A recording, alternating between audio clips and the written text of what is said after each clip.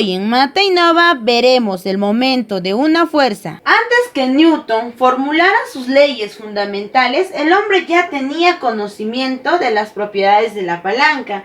Y es que Arquímedes, uno de los 9 sabios de Grecia, fue quien anunció la ley de equilibrio de la palanca. Él decía: dadme un punto de apoyo y moveré la tierra.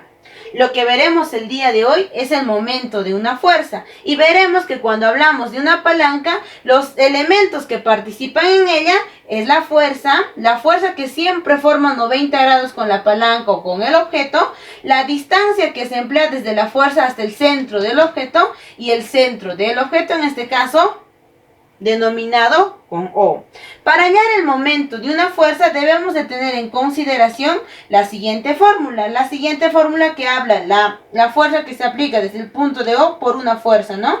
Y esto es igual a más menos la fuerza. Recuerda que la unidad de medida de la fuerza son los newton por la distancia. Aquí aparecen dos signos, positivo y negativo. ¿Cuándo utilizaré el signo positivo? Utilizaré el signo positivo cuando la fuerza que yo aplique, como en el caso del gráfico, va a ir en sentido antihorario. ¿Y cómo se entiende esto? Recuerda que las manecillas de un reloj, cuando empieza aquí, digamos, 12 y aquí está 3, 6 y 9, las horas empiezan a girar en este sentido, ¿no? Empiezan a girar aquí 1, 2, 3. Entonces, cuando giran en el sentido del reloj, hablaremos de un sentido horario. Cuando giran en sentido contrario, hablaremos de un sentido antihorario. Es a lo que se refiere.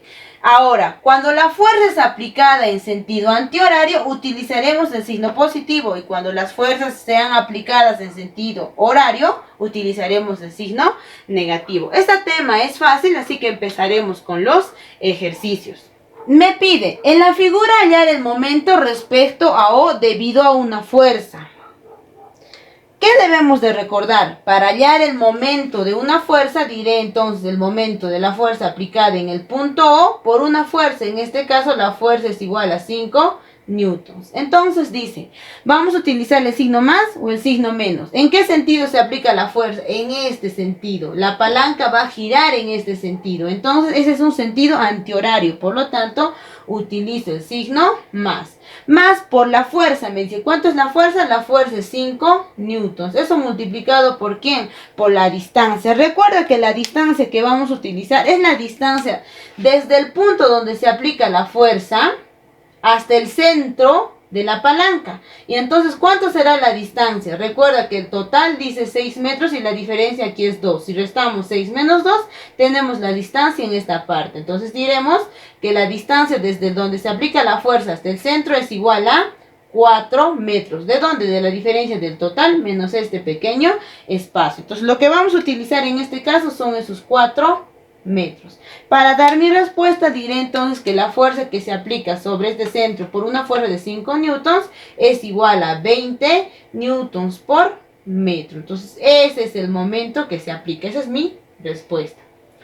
Veamos el siguiente ejercicio y me indica, hay el momento debido a F. Aquí hay algo importante. Recuerda que al inicio te dije que la fuerza debía de formar un ángulo de 90 grados con el objeto. Si yo aquí analizo la fuerza, veré que si prolongamos la fuerza que se aplique hasta el centro, no forma 90 grados. ¿Y qué sucede entonces en estos casos? En estos casos la respuesta es así de sencilla.